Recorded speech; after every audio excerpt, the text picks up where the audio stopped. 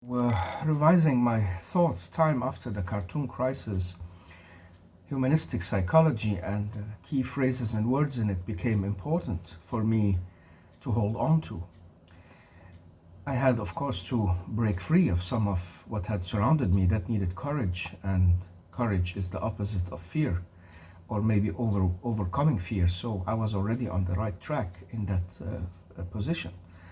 Of course, as a religious and a very strong believer in a deity and the one God in life, I had a lot of layers of clothes and ideology and dogmatic ideas in my life. People who are not religious can maybe not really understand how it is to try and rip that off, or to try and strip yourself naked all the way down to that level the humanistic psychology is talking about, that you are alone and naked in this life with your freedom, and you have to find it, and you have to walk through life achieving your destiny by yourself, creating your way and being creative. Very beautiful ideas, but my God, is it really like this? And I didn't know how it was outside that way of life that I had. Actually, I did, because before I became religious, I was just that confused young man as everybody else was in my youth. So between the age maybe of 11, 12, and 15, I had that sense of being alone and being, in a way, stranger to life, and feeling lonely, and at the same time wanting to achieve a lot of things. Can have these periods of not really understanding myself and who I was. And so came the religious part of my life, and gave me that fulfilling, and the clothes and the way of life that had really followed me for so many years. If it wasn't for that political crisis and what happened in it, as I have spoken on in length other places, maybe I wouldn't have ended up revising a lot of this, and maybe I would anyway, because by nature I like to think and also be brave enough to take these journeys. But maybe I wouldn't, and maybe I shouldn't. I don't know.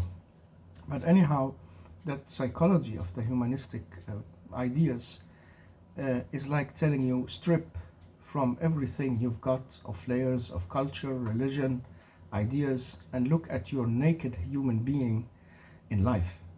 What is it that you really have with you in this life before all these layers came on?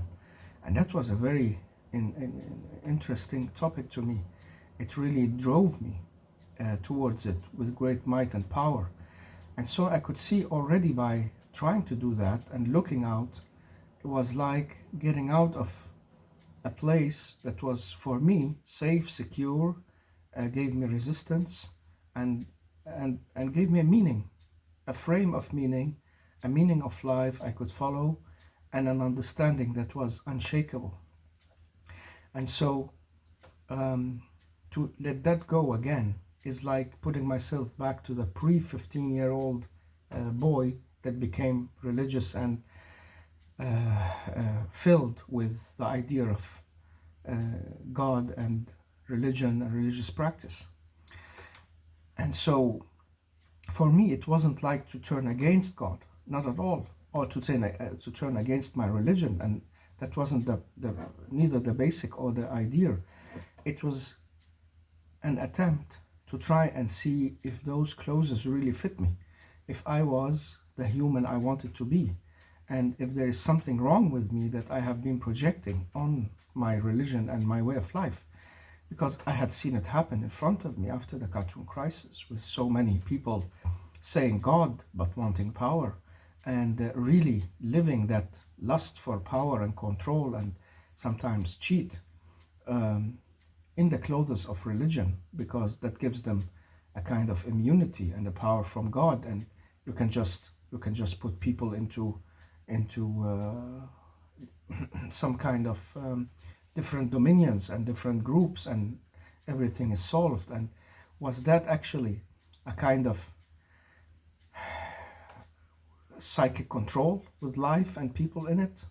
Is that what it's all about, or is it really the seeking of the deeper meaning and that lovable source of life, the source of light, our beloved one true God that we have been adhering to. And so I was also thinking, well, what's the difference between me and the other religious people who had the same journey but went into Judaism because that's their culture, or into Christianism because that's where he or she are raised. And so, or went the opposite direction into atheism and rejection of everything, and maybe some kind of new kind of religion they found in between these or outside them.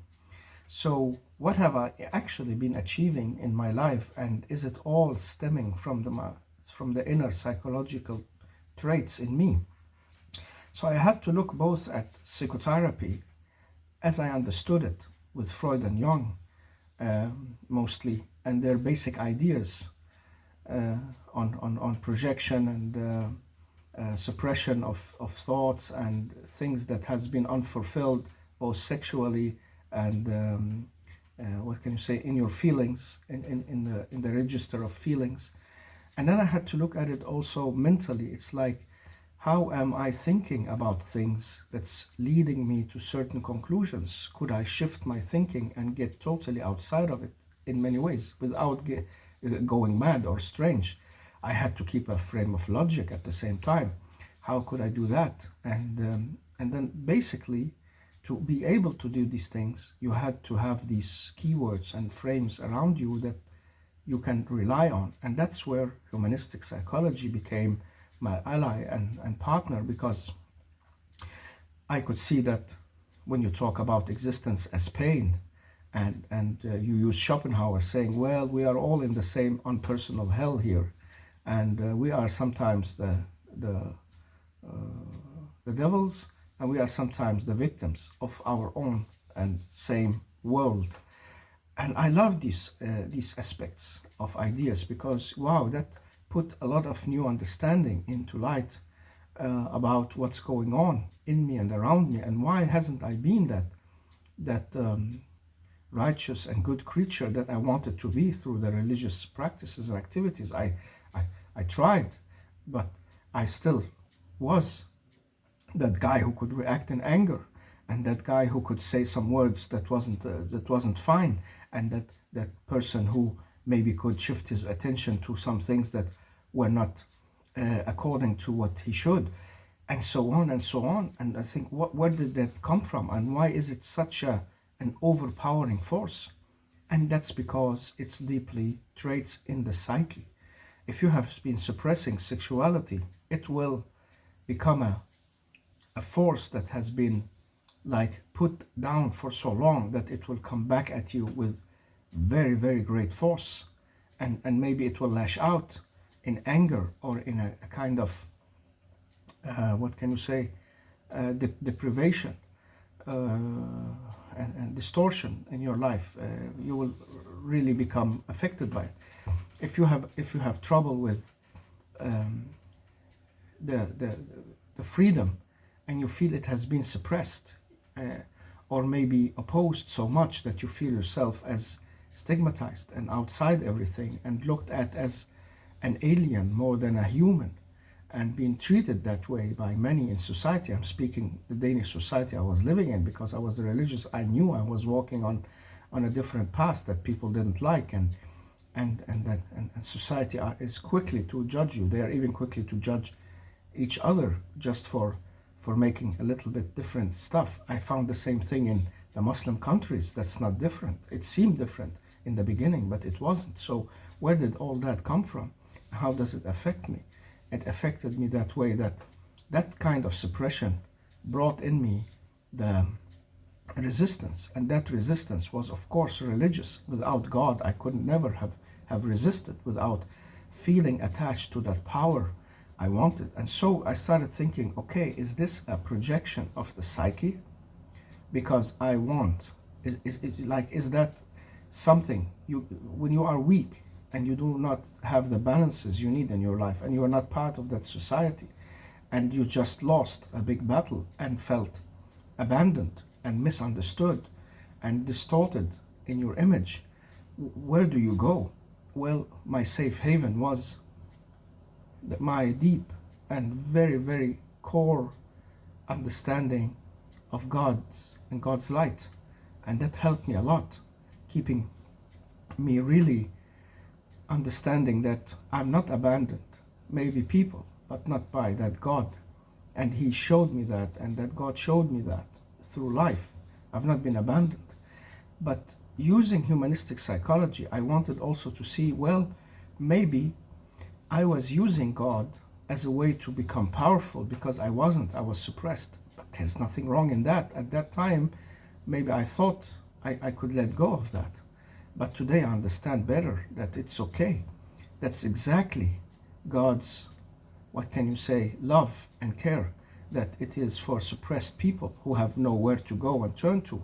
And that's why all the holy books will say, come to me and I will be with you who have been got the power with their freedom.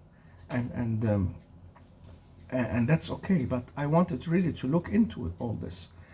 And I also wanted to look at parts of myself I really was scared of looking into and always being like putting away. How much did I fit in society and normality? And was it okay to stand out?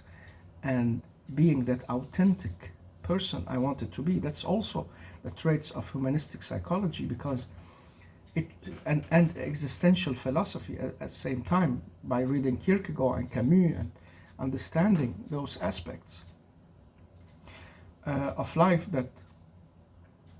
that really gives you the understanding of yourself.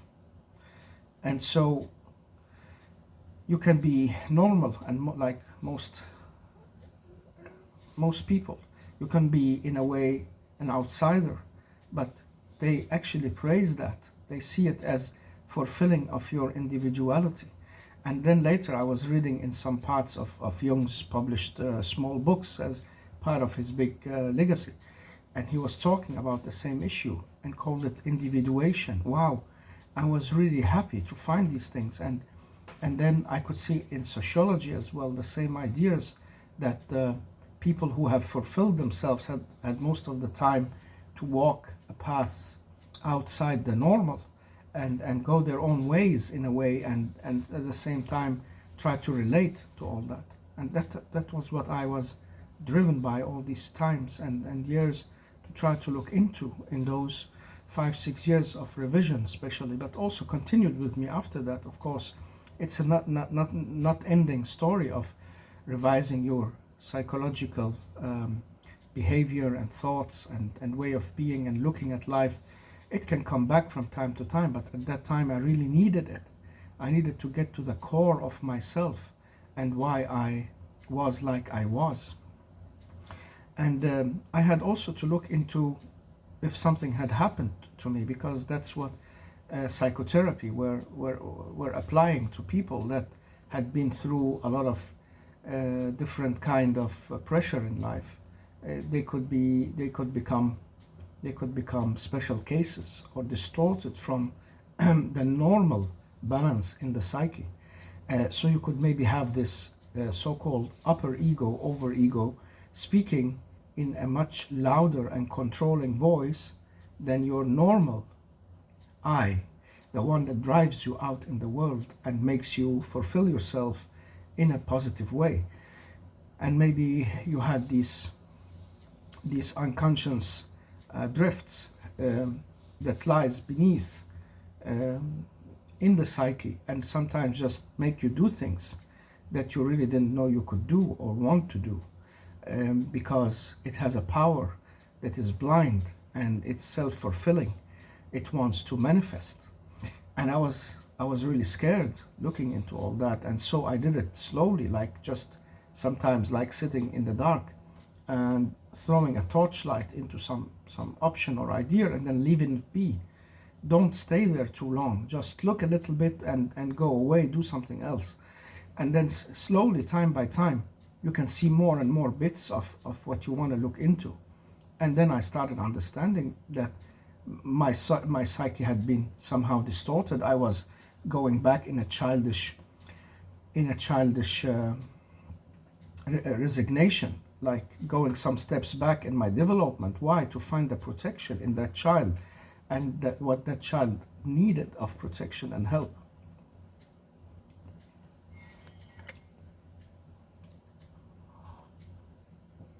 And so I could see in my behavior also in the school that I was identifying with my students and talking, walking, playing with them on the same level as if I was a 15, 16-year-old.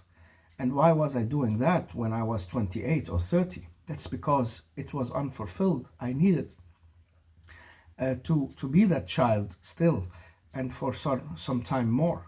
And so security became also a big issue in my life that I wanted to look into. And I couldn't do all that, I must also say, without having some friends to talk to. So one of the first thing I really tried to find is someone who is good and clever and trustworthy that I can speak to. This person didn't need it to be psychologist or look at me with a certain lenses of so-called knowledge of the psyche.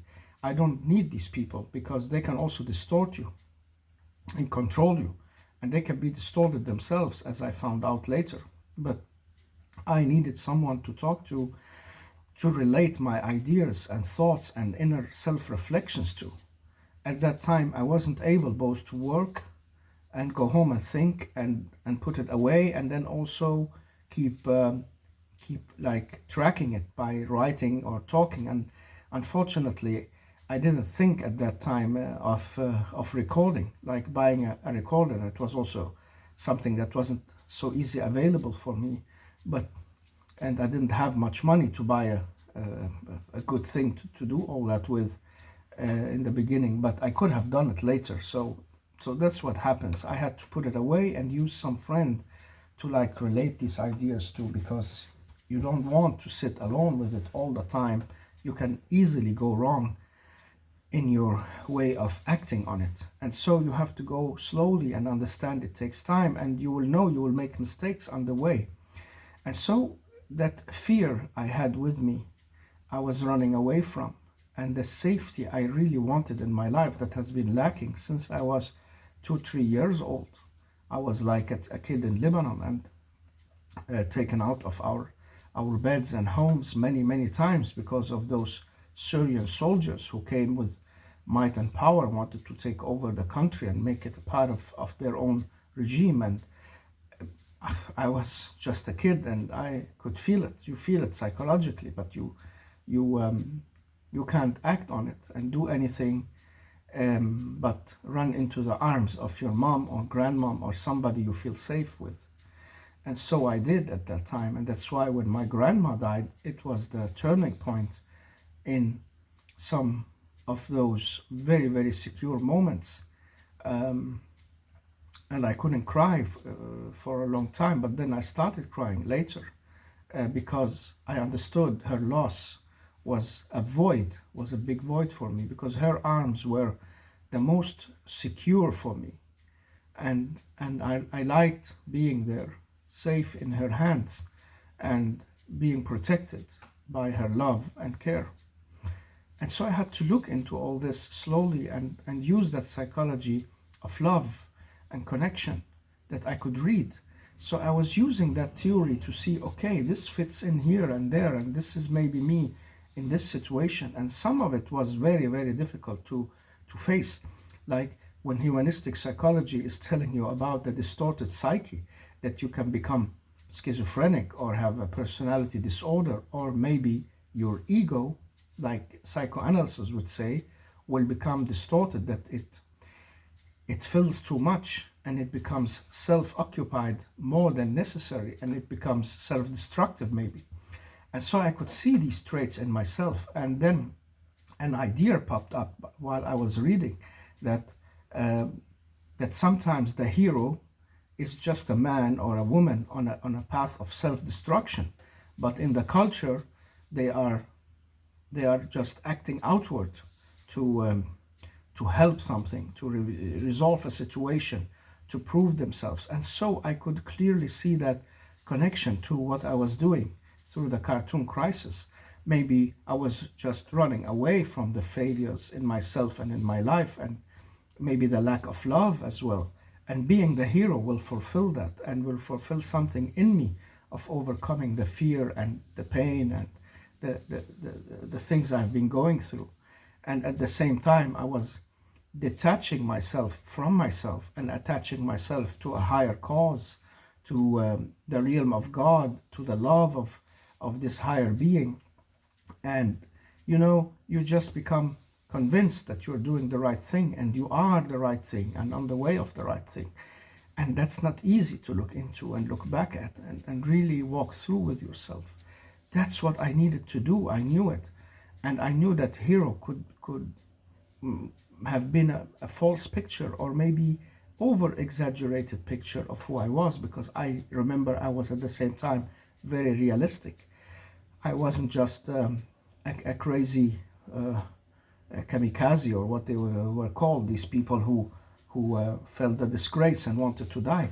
But I had the same traits of people who wanted to avoid self-destructive issues and hide their failures. And so, what can you do, or what do you do without knowing? You go on a path of glory, and then in that way things become easier, and you don't need to face all that afterwards. But if you live long enough, you will see yourself become the villain. Exactly what happened to me. And I went from being the hero of my own story, and in other people's eyes, even my enemies had that respect for me. People on the other side, they knew that I was fighting on a cause, and I was doing it cleverly and bravely, and in a way that they could relate to anyhow, even though they didn't like me and hated me and all that. And sometimes you find that resemblance in your enemy, even that they can see, well, this guy is at least honest. He's fighting his fights with an open face, and that was what I was doing. And so I lost that, and with time I became the villain of my own story. And so also when I published my books to put things right, as I thought, and to try and open up for these experiences, I became also the villain of everyone around me. Both my enemies maybe didn't shift a lot in their views of me, because they just had this stone picture of that evil guy they didn't like, who did this and that. And the friends, well, the friends, yeah, they showed their real face in a way, and also how shallow they are, many of them, not understanding that life is a journey, and you dig deeper into who you are. And the people who didn't know me, they acted very foolishly, with a lot of rejection and not non-understanding, and put a lot of bad intention on me. And I don't blame anyone, because it was my choice to go in the opposition and to talk about these things openly, because I felt an obligation at the same time to the Danish society, and loyalty for my being part of Denmark, and at the same time didn't want to like refute or attack all the good things in my religion and my background as an Arab Muslim from Lebanon, who wasn't really like most other Arabs at the same time. And I wasn't like most others around me, because I was something on a path of isolation, and was looking into these things that many people are not looking into, or if they are, they're doing it very secretly, so you don't know about them. And so it was a rough and tough journey, but looking into that failed hero was a painful thing. And the same was looking into your own image of being the good guy, and how you really look in the eyes of maybe other people, both your friends and family and people who know you. That self-occupied, maybe self-centered guy who thinks he's something special, and can put himself in the center of everything. Wasn't that just a trait from my childhood, that when I was a kid in my grandma's saloon, and those women who came to visit put me in the center of their attention, and so I grew into that center of attention, and it just kept rolling on with me. That's what this psychology is actually bringing my attention to. Go back to your childhood and look.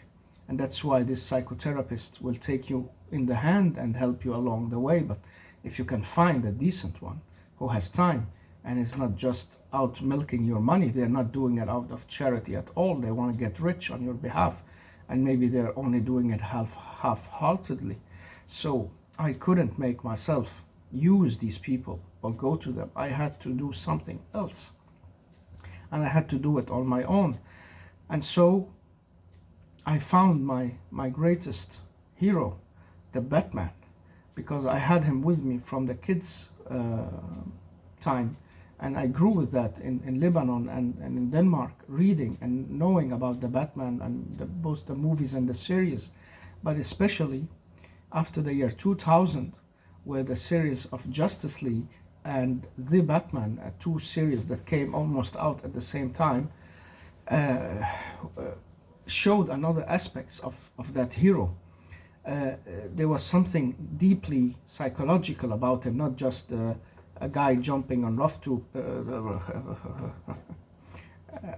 on roofs and fighting villains and running after the Joker and all that. It became more showing his character and personality. I could relate very, very much to that, and I'm very thankful to that clever people and production team who made that character visible and possible to live with. And so there are so many episodes with Batman I could talk about, and I must talk about him. But what I did use him for is relate to his inner child that is hidden behind that mask that wasn't really him. And from time to time, he would have to take that mask off and look at his vulnerable inner child. And the same with the other heroes. They all have some kind of tragedy or trauma or troublesome history or something magical happening at one time, bringing them out of a total gray and non-important reality. So, but the Batman was the human, you know. He was the one I could relate most to, like so many else, because he was the guy every one of us could be, and he was the child every one of us had been. He was the vulnerable person who had no super strength, but his strength was, as he says on himself, I have one thing, like one, I never give up, he says. This is his super strength. And so it's a psychological thing, never to give up. You can rest, you can go away, you can do things that it's not really to the point, but you never give up. And I liked that and kept it close to me. And so I used him to put my mask away from time to time, and especially later when I found my very, very good friend to talk to. I had a few friends that I could really open up with and let my inner vulnerability and what can you say, my inner vulnerable child come out and cry and be in that, or the playful side of me just come out as it is, the spontaneous guy. And that's also something I found in the side of humanistic psychology, that you can be that spontaneous, creative, affirming side of yourself.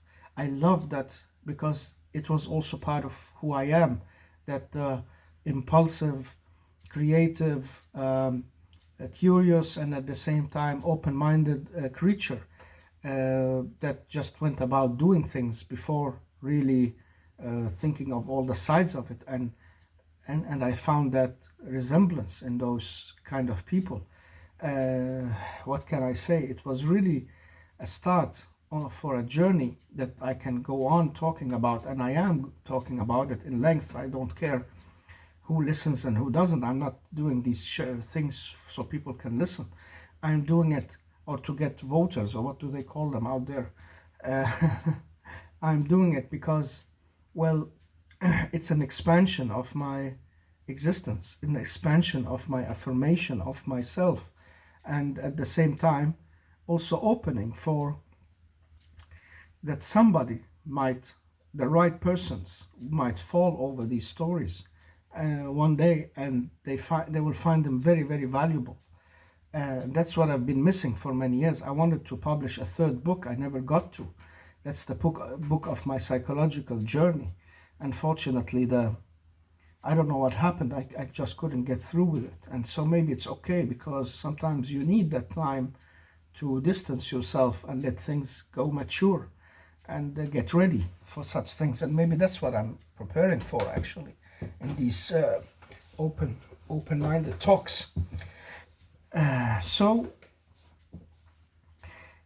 I never left my religious core because it's so deep in me. I tried, and I went all the way to the edge of what people call existentialism, atheism, a kind of agnostic behavior, or what can you say, being.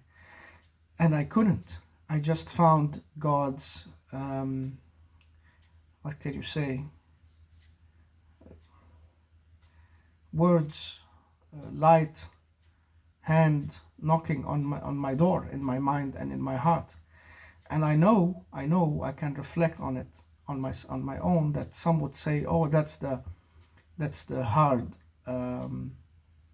old belief that keeps sticking to you and wants you back, and keeps knocking because you have been living with it, with that kind of consciousness for so long. And so I went further. I tried really forgetting all about God. I didn't want to pray to this God. I wanted to talk to this God. I didn't want to ask of any favors. I just wanted to go about being me as a human in life, without that overbuilding, as I called it, without that overbuilding inside you to say, well, there is beyond that over I, the super ego.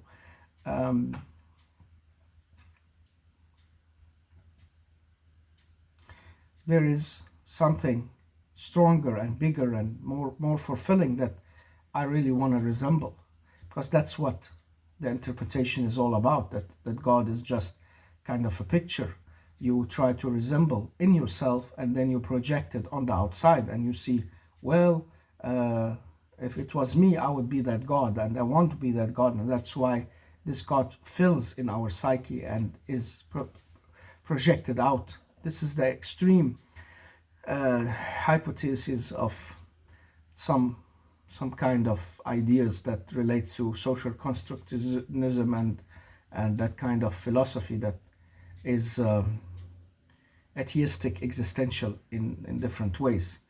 And it can make sense. Why not? Any idea you can think of is also plausible to be out there. So anything at all you can imagine and think of is because it's possible that it could be that way. This is my thinking of philosophy.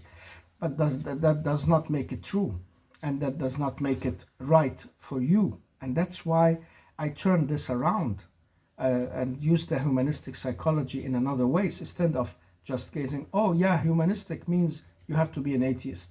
Oh, humanistic, that means you cannot believe in a superpower of a kind. That's not true, because humanistic psychology is not putting you on this or that track. It's an interpretation. It's the people who project, who don't want to have a God in their life, or hate that, or maybe have been suppressed as a kids by their very evilish parents, or maybe some kind of stiff religious people or whatever. They don't want that in their life anyhow, and they say, oh yeah, I found the solution, the humanistic psychology. But it's not saying that. It's neither saying God or no God. It's just telling you what your existence have of true reflection in it. It's just giving you the words to use. You feel fear. Yes, I do. Okay, you are free to go on your own ways and make a choice. Yeah, I am actually. You feel lonely, even though you can be surrounded by people. That's true. Deeply, I am alone in the universe, and I have my own inner world that's different from everybody else, and I can shut out people and things around me, and I can be in a crowd but just go into myself. Oh, I can do all that. How can I do that? That means there is something more than just the outside world. So they're showing you how to understand some basic traits in you. That's what humanistic psychology is about. It's not trying to go about saying there is no God because you're just projecting him. Maybe some of them believe that, but that's their belief. That's not how everything is. So I turned that around, And I did it in that way that I use these phrases and words to say, what if I am really naked in life and I am in my own existence all alone and I'm free to make choices? But what if that's exactly why God is love and care and a light for me, and in my life a good protection and a help? And that's why I am put in this existence in that way, so I could realize that this God has something to give me and be with me for. So I turned it around and said, well, poor people who just want to accept, I'm naked all the time, and I don't have any clothes and I have to walk around life like that. Well, why not put on some clothes, and why not go around life with some kind of strength with you, inside you and around you? Nobody's telling you you have to just be on that level of existence that is totally bare of anything. It's okay.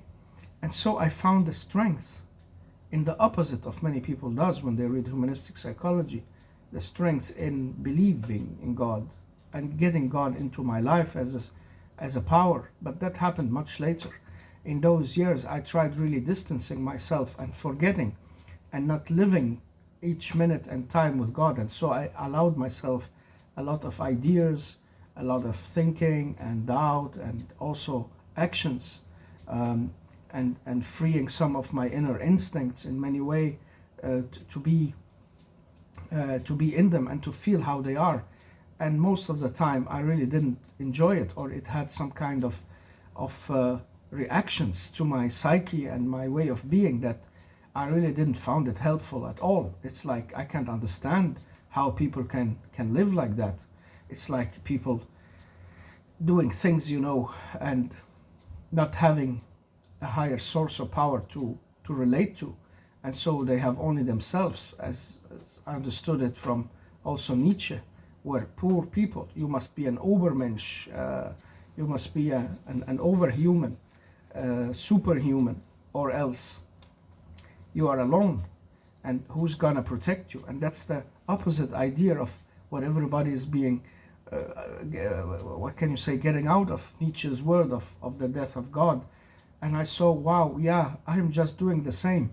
I am putting God out of my life, killing that God and putting him away. I want to be on my own in existence. Okay, am I a superhuman who can do that? Otherwise, I must keep God and keep his ways in my life.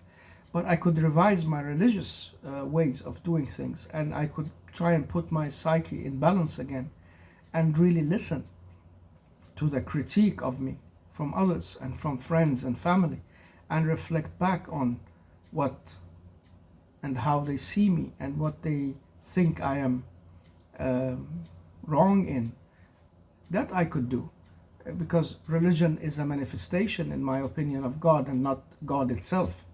And so it's a kind of way, a practice, a way you can go through to become enlightened enough and free enough and controlled enough to be able to live in such a relation with a godly idea and godly prayers. So godly laughter, if I can use the book as well. But that doesn't mean that religion itself is holy in all its parts. There are a lot of interpretations and talks and things that maybe are changed over time or maybe interpreted differently. And so I thought to myself, okay, I could revise that, and not the least revise how people saw me as a person. Who was I really? How have I been acting? Where has the love been in my life? Am I a person who lacks love? And maybe I did. And that's what I started looking into also. What is it I'm lacking? No love? How did I miss that? And why? Where did it go wrong? And what about the way I react? I can get upset and angry very quickly. What about the stress? Am I traumatized? Do I have PTSD, as several people has been telling me? Because I could react negatively and doubtfully to people in certain conditions, not always, not all the time, but it's like they could feel I'm always on the alert for something happening. I was constantly vigilant of being attacked. And because I thought I was walking in enemy land and surrounded by people who are waiting for the chance to put me down or to follow me, persecute me. And I had this life for some years as well. And so the inner sanctuary was very important. And I went also to places where I could feel safe. And that's why I had some years where I didn't go out a lot, and stayed in and stayed secure and stayed out of sight. And I had the help of the security service to sometimes monitor if people were interested in me or not. And so I was very wise, hopefully, to look into these things and clever enough to try and go on that path. But I don't know if it made me wise or have made me more clever today. It seems so, but I'm not sure.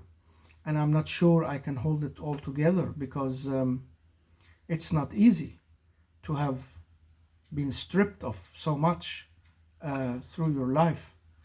It can really be disturbing, and it can take you to places where you don't want to be, looking into the abyss of nothingness, looking into craziness, looking into distorted identity, looking into isolation. And maybe you also need to act out on these things that you haven't been able to put right in your life before. And maybe people need time to understand it. Maybe they never will, and so they don't really understand why is this guy doing this, why that book, and why these talks, and why is he gonna try and maybe go some places he's never been before, or do things he's not been part of, and why do he go to this place, and why do he visit that place, and so on, and why do he want to talk with me or with that guy or this person or this woman, and what is he trying to achieve. And what I was trying to achieve is the project of releasing everything that I hadn't released, and trying to put that right into my psyche, and try to see myself as that small, unimportant human I really am, and not that very important, unique, and special human who is the hero and gets all the attention and can change the world.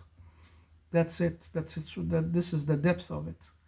To kill that hero in a way that fosters a more balanced way of being with yourself. That doesn't mean you can't still be a hero, but in different manners, and you can be the sacrificer and the altruistic person who can give up a lot of his own pleasures and time to fulfill others' lives, like your kids or friends or family or people who needs you. It's not that. Can still do that, but it's that hero who really is centered around himself and maybe also detached from his feelings, because if you need to face fear, you have to put it under control, and the best way to do that is to be fearless. And to be fearless means detachment from reality, from people's feelings as well. So you easily step over people, and you can maybe hurt them, and not maybe, you hurt them, and you step over them, and you put their needs aside, and you do not react to their fears because you don't have them. And so you partly become a bit psychopathic and sociopathic, because you do not relate anymore. And that's all because you want to control the fear, the issue of fear. So why not let it be? This is also what I was trying to do for many years. Say, okay, let me feel that fear and live in it. Enjoy the pain. That was something also new to me. It wasn't new because it is in the religious jargon and the religious ideas I have been living, that pain is fulfilling, and it can be a salvation and a way of cleansing.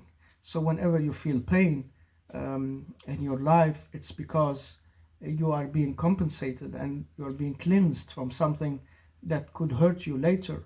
And then when you finally die or meet your God or Creator, or goes back to your original state, you will have been through that pain that has cleansed you and made you ready for that. So I already knew that, but I applied it in a new way in saying that, okay, why not live with the pain instead of running away from it all the time?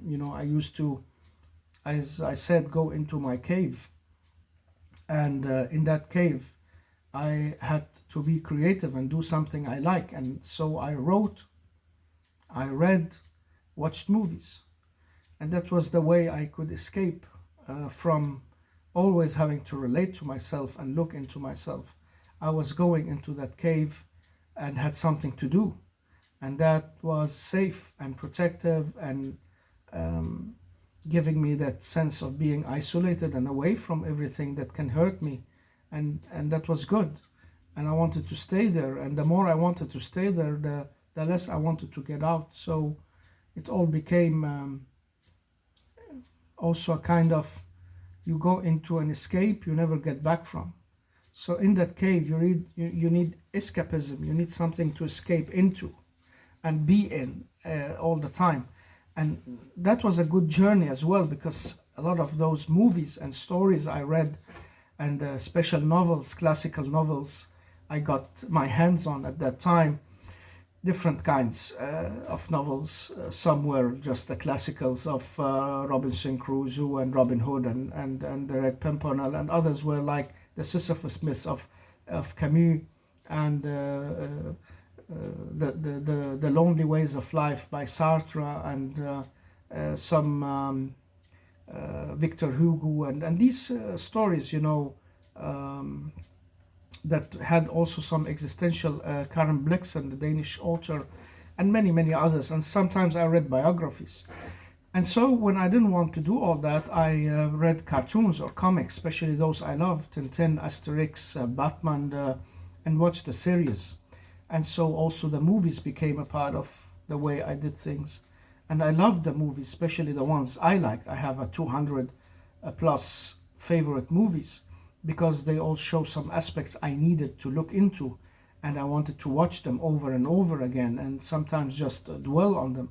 And I know it's not the typical movies people think of, like Wonderful Mind, or The Departed, or something like that. It was more the hero action movies or the thriller drama movies that I really liked, but I was more attached to the personalities of those actors than I was to the movies itself, or the storyline of the movie, more than the scenery of the movie. Sometimes it was the scenery all at once, like Ronin, for example. I'm just to mention one. There's some kind of French scenery they are in there. I like it very much. And the same you can go with movies that had great dialogues, like the Sleuth, especially the old one from 1972.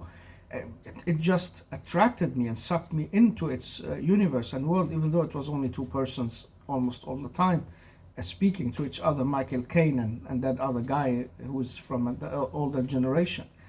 Or it could be a very, very old movie like Casablanca, and all the all the mystery and all the tension that is compact in that movie.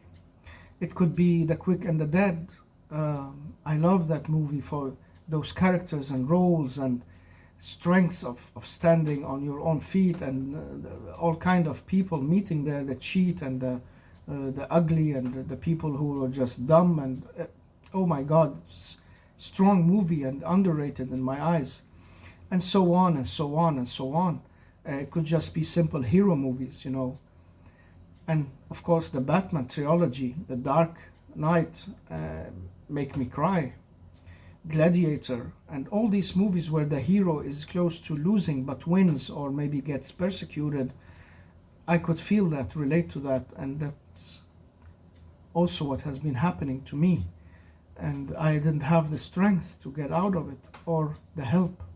And so I felt lost and totally on my own, and wishing just to get out of life and die, because it became unbearable at times.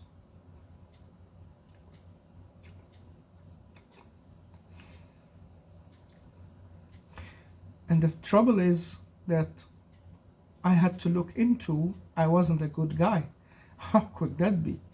I was crying because I was a failed hero and I never succeeded, neither in my personal family life, nor with my other family or my friends or with my call, mission.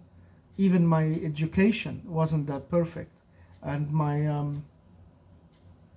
my work didn't really go on as planned. I almost got into trouble all the time. Um, 1 2 years after I got into any kind uh, of work, and especially because of the cartoon crisis and after it. So how could I be feeling this self-pity when I wasn't the good guy actually? If I wanted to look deeply into myself, I had to understand what's happening is because of me. And the strange thing is I had it all the time in my primary upbringing and religion. I had family members who always made that clear, that if something is wrong, it's because there is something you have to fix in you and your way you do things, not blame others. I had that in close family relatives like granddad and grandma, she was more protective, but they had this way of life that do not blame others, look into what you have done wrong and what didn't work for you and fix it. He was an engineer who got paralysis early on in the 40s in his age, and sat for 20 years, couldn't speak or walk. But he had these thoughts, and I also found them in my religion.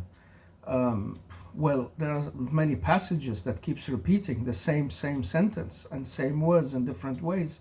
That whatever hits you um, of crisis or catastrophe is because of what's in you or because of yourself. Because of yourself. Whatever finds you is because of yourself. Why have I been so blind to these ideas? They're just in front of me. I've been reciting that holy book for so long and reading it over and over.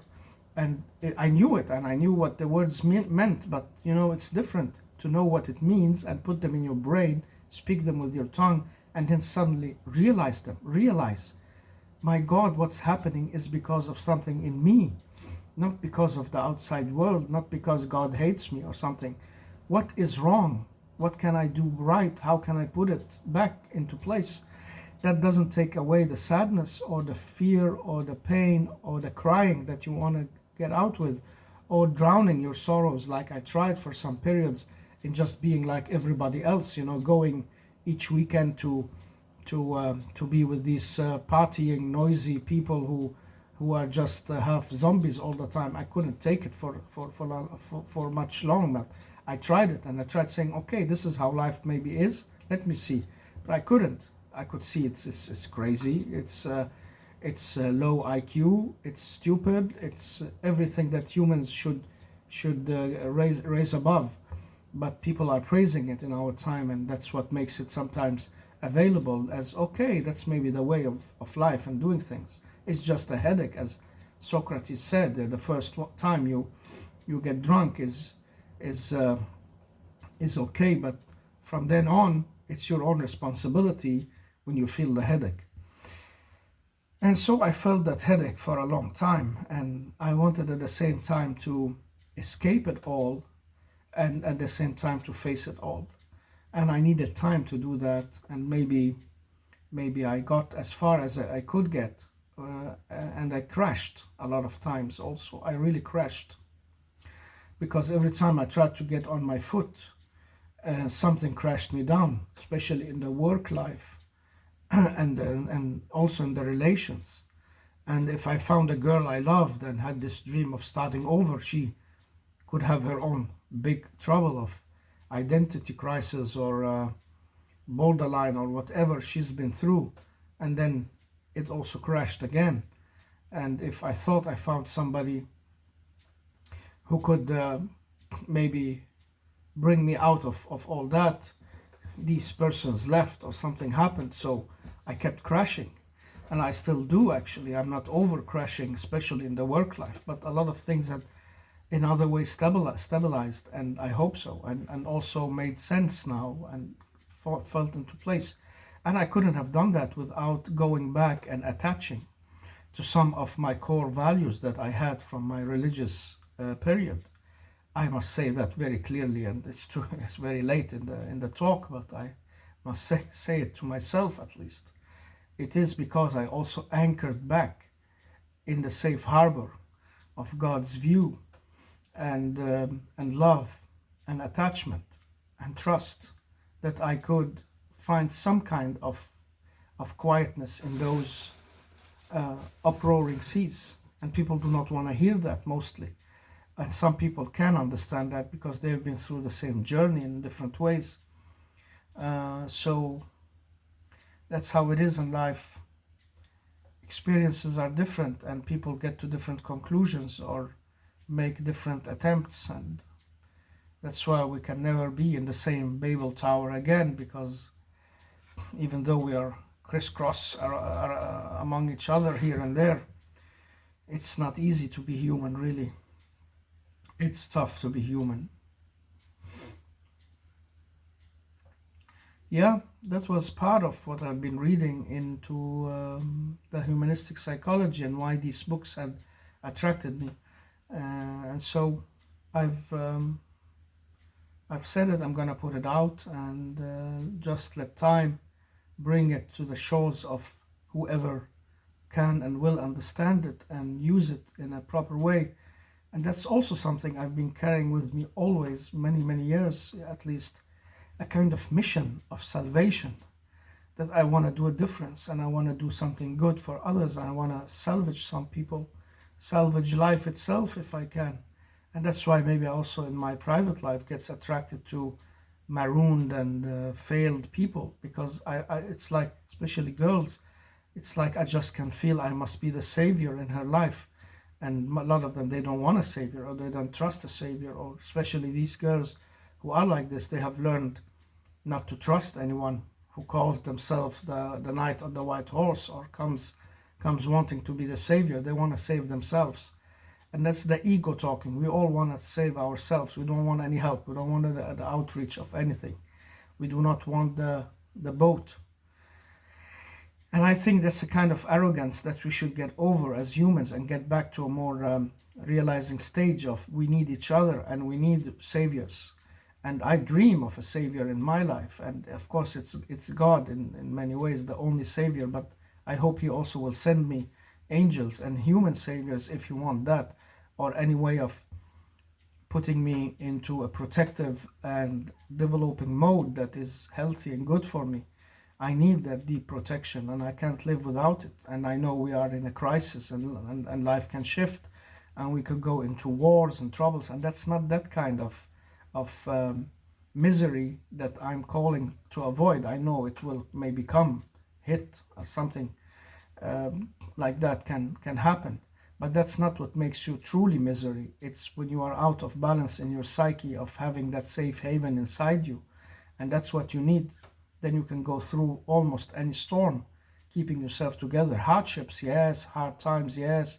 It will hurt, yes. But you can put yourself through, because if you have that inner core of belief and trust and safe haven, you can go through anything. That's the truth you have to find. And the one who finds the thing to live for can bear almost anyhow. This is what I have been applying in this philosophy of existence with these great thinkers who also had pains and were lost and had troubles and were misunderstood. And I'm so glad I could apply all this, but I had to understand that I couldn't do this without the true reflection and belief, true reflection of belief in myself, that this God is and can give and shows his love, God's love, its love. I don't know. I don't know why people keep saying he and she and it. It's crazy. God is not something we can know. We just imagine things. But what's not imagined is that something happens when I get into that safe haven. You can call it psychological, you can call it something in the ego, the psyche, the overego, call it whatever you the hell want to do. But it's a way of really giving you a place to be.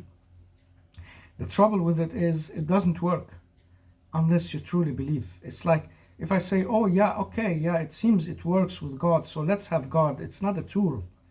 It's not a tool of psychology and psychotherapy you can just use. Let's say, yeah, go pray and go be part of a religious community because, yeah, many people have found some meaning in that. Okay, let me tell you, it's meaningless. There is no God, but go try it because it gives you safety. It doesn't help. What helps is the leap of faith you have to take. Then you get into that paradise of being with God. And religious people know that and understand that much more than people who are still on a journey or never started or just rejecting everything. Uh, yeah, this is my experience, of course. People can differ and have different meanings, but I believe you have to believe in order to gain the benefits of the belief. If you don't get them. Stay out of your reach, and they become the tools that will be useless. This is the condition of God. He's put us into this world maybe to experience, and so He can tell you, find this safe haven, and when you do, you are on the other shore. And that's what I did as a young man. I threw myself into that belief wholeheartedly and in trust. But there was at the same time something in me that was unfulfilled and was going wrong, maybe because of the religious practices, not because of God Himself, or the God itself. It's more because of maybe the political issues and all these things that's also surrounding the culture that I was in. So I wanted to strip all that away and get to the deep core belief of the one true God of Abraham, and I found Him. And I'm sure that's where I belong and will be and will stay, hopefully, until I die, if I'm lucky and happy. At the same time, I have a lot of trouble with a lot of religious practices and ways of people doing things, using this and that, and religion and the texts and all that stuff that we are surrounded by. That doesn't mean we don't need to have an organized life under the rule of some kind. It's not that what I'm saying, not the chaos. But it's not the religion itself that maybe is the goal. It's a mean to get to that deeper understanding of that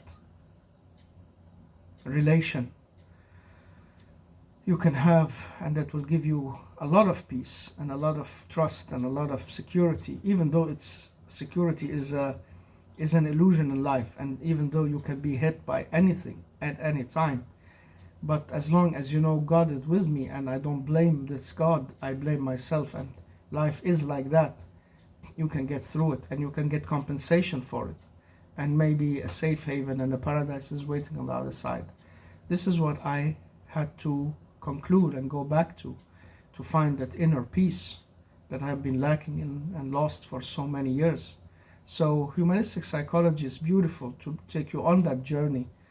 It's afraid of giving you answers, as usual, because it will take you in a direction that's your own. But it will applaud that you have found some kind of true meaning and fulfillment. It will never shake your head at you if it's true in its belief in the way it works. But unfortunately, many people who use it are already preoccupied with some certain notions of materialism and no God and positivism and no constructivism and all that, and so they have difficulty relating to the absolute and difficult relating to Plato's world picture of ideas before the reality, and relating to religious practices, and so they become like, this guy, where is he going, and where is she in her life?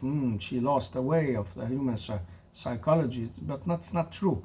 You're going back from that journey of nakedness into a great and beautiful shelter with heat and warmth and love and care. And that's what we need, especially when we are lacking all that from humans and people. And something that makes you cry and sad, it's not because you become more per se happy of it, but life becomes tolerable, and God see you through and gives you a kind of inner peace and thrilling feeling of happiness that you can only get when you are there. I've tried both. I've tried leaving and I've tried being in it, and I found the difference. And that difference will always make a difference in my life and has always made a difference in my life now. So now I know truly that when I'm connected to the one true God, I know that it makes a difference, and it is a difference. And I feel vulnerable but invulnerable. I feel protected even though nothing is really true protection in life. I know that destiny can hit and troubles can come, but I also know I'm in a safe haven and God's will happen. Your will happen on earth as well as in heavens. And you give us our daily bread, and you protect us from evil, and let us forgive our sinners as let us forgive our foes like you forgive us our sins. And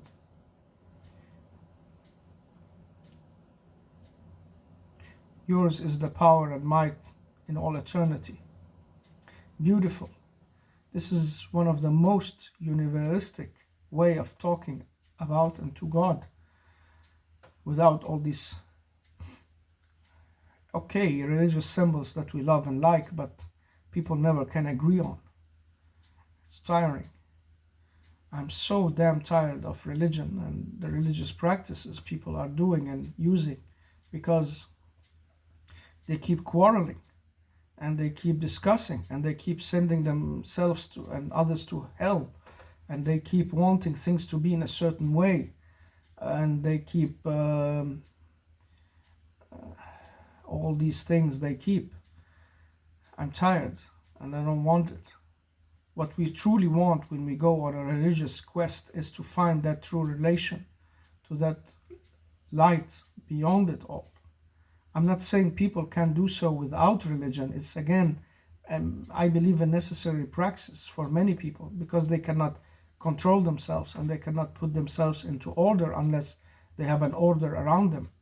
That's why modern life freedom and what did we call it? Materialism and secularism is just another mirror of that in a different way. It's not true that it is in the opposite of religious order. It just exchange it with different ideas and laws, and try to do anything wrong out of the order today in those secular societies, and the, everything will react around you. And that's because people need that deep order. So I'm not saying religion is not giving that to people. Maybe it's needed. And also to learn how to practice prayers and to practice meditation, practice the state of emptiness and the state of fulfillment, and living with the light and enjoying these moments. This is important. And religion can teach that and let people go into these spheres of repeating and repeating. I remember the first time I prayed when I was like that teenager who went into the Muslim mosque. My family isn't particularly religious, and they didn't know of all these things in detail. They were just like, okay, my mother and father are like this, I'm like this, we are Muslims, one God but God, and we go to the common sermons 2 times a year, and we smoke and we dance and we do all these things. That's what they do. That's how they live, and they didn't even know a lot about prayers or practicing it.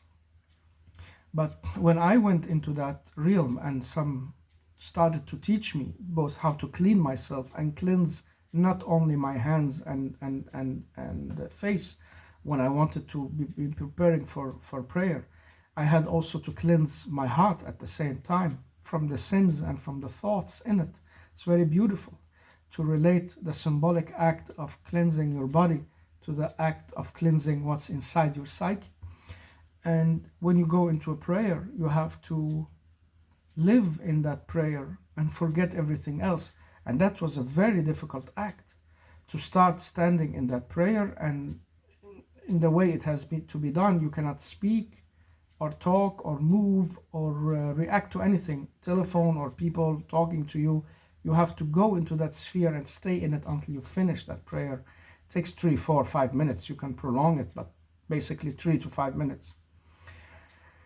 And so they told me, try not to think, you must not think of anything else but the prayer and God and the words you're reading. And it was difficult. It was so difficult because I got a storm of thoughts just the minute I entered the prayers. And that kept following me for a long time. And so the practice of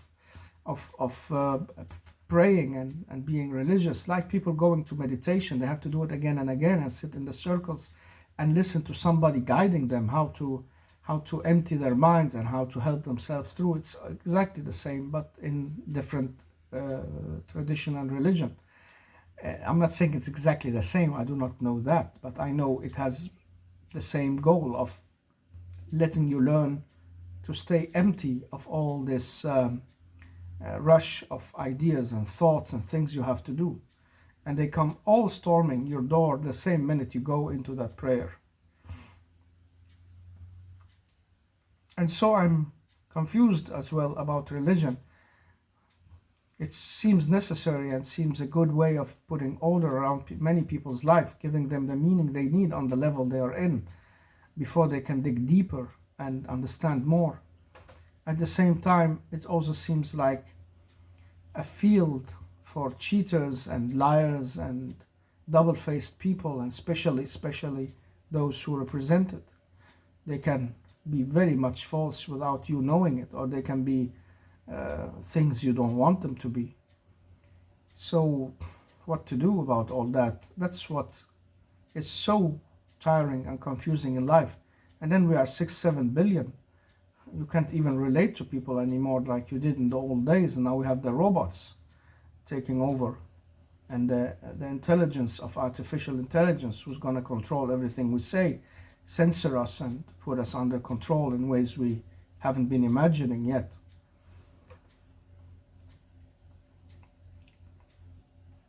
And in the end, we only have the moment we are in, and I think we can be in that moment. This is joyful for me. It's beautiful. I love it. Just talking about these things and repeating it. I'm gonna repeat it. I'm maybe gonna put 10 videos like this out, because not because who is listening, but because of it feels like an affirmation of my being and my authentic existence, that I'm talking freely, associating to how I feel and think, and just throwing it out. Hopefully it will hit someone that will benefit of it. But that's not my goal, and definitely not my goal to get all this attention, or get some people who would advertise and all that people make when they do these channels. Unfortunately, I'm a bad businessman, or else I would have been very, very rich. And maybe that would have salvaged me if I had been such like others, using my talents and ideas and brains to that kind of benefit. And so that's why it's a failure. I feel I am a big failure in my own life in many, many ways, and still going on trying to be the hero and trying to be the difference, trying to get my kids through life, and trying to support and be there for their mothers and whoever needs me. So I'm not resigning in that way, but on the other way, nothing has succeeded truly for me, and I'm lost. But I'm in a safe haven at the same time, and maybe that's why I'm lost, because you have to get lost from people and the world in order to be in that safe haven. And I just hope I'm protected enough to get through this life in a good manner. Otherwise, it's a total tragic disaster, because I do not have the armor of the superheroes and the shelter of Batman. I do not have what I need to protect myself from evil, stupid, foolish reactions and condemnations.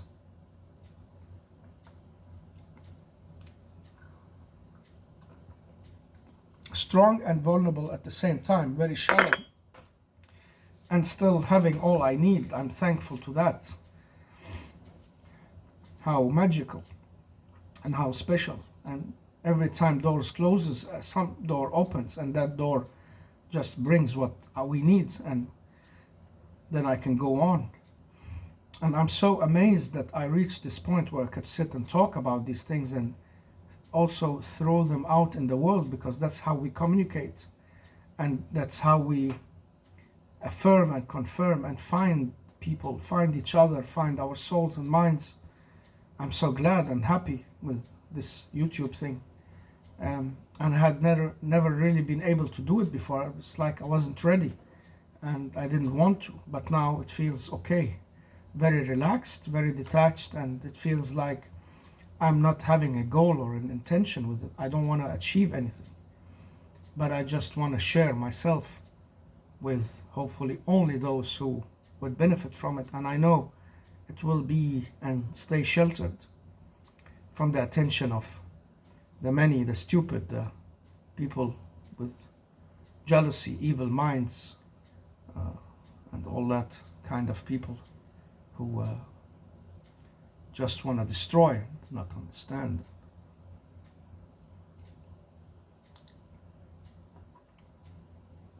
We really maybe don't belong here, and I hope it doesn't stay on too long for me, because I'm also at the same time depressed. I'm in a kind of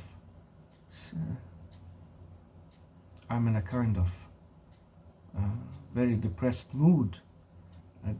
What can you say? Neurotic mood. Between the neurotic and the super engaged, super creative mood. This is what I am.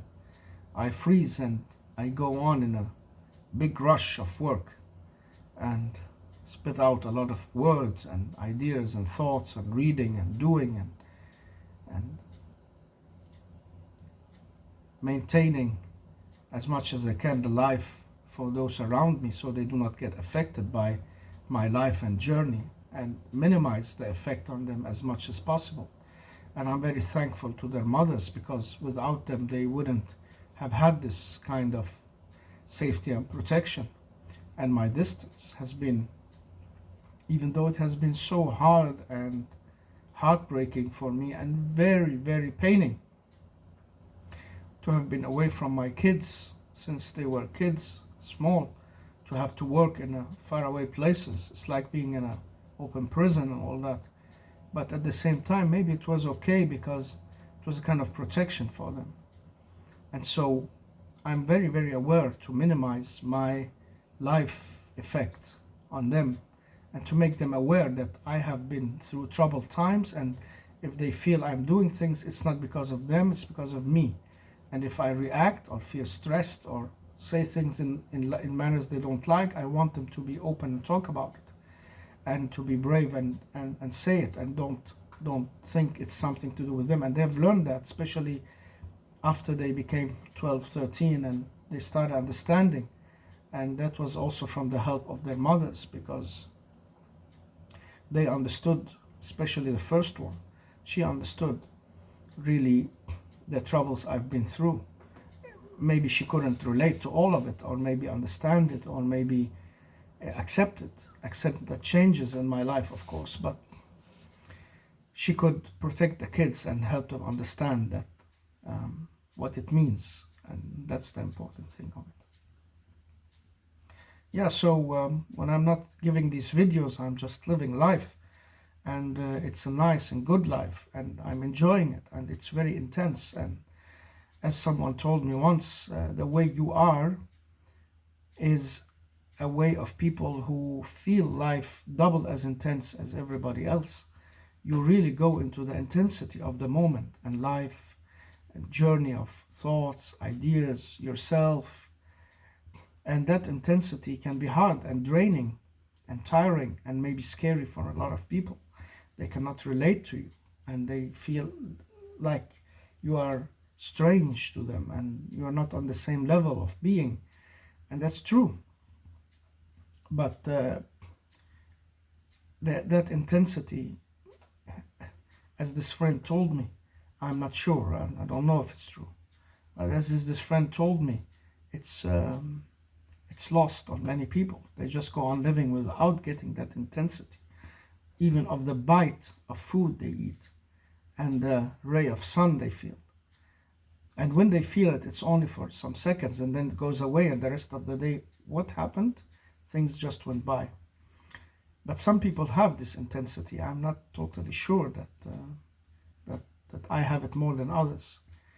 But maybe there are some people who does and have it, because when you are a highly sensitive person, you are also highly sensitive to intense experiences. And maybe that's true. They go deeper with you and in you than most people who are not highly sensitive. And so by not having that sensitivity to life around them and doesn't react, it protects them from reacting to everything in life, of course. But at the same time, they lose that same intensity. You can feel the magical moments I've had a lot of in my life.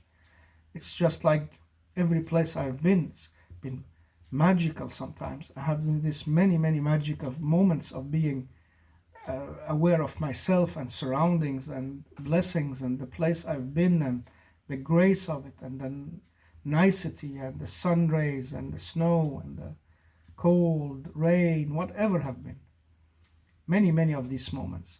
And when I'm not doing that and I'm in my cave and I go into that escape of reading or watching, I'm also totally away in that. And I lose sense of time and being. And I go totally in that story or biography or Shakespeare, whatever I've been through, and live it and read it and understand it and try to swallow it or get over it if it's too difficult. Laugh with it, think with it. It's beautiful, it's intense, but very painful at the same time, and it's draining me and I'm tired of it and I wish for a change.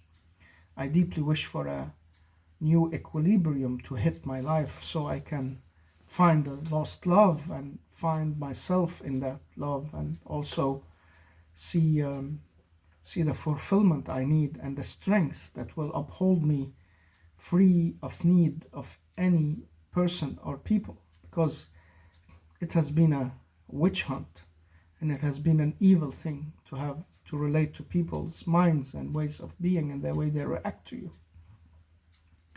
that sometimes make me feel angry, upset, and sometimes feel a hatred for the humans. Not all, but a lot of them. Hatred for their stupidity, I think. With time I learned that it's not the human I hate, it's the stupidity, it's the jealousy, it's what takes over in them.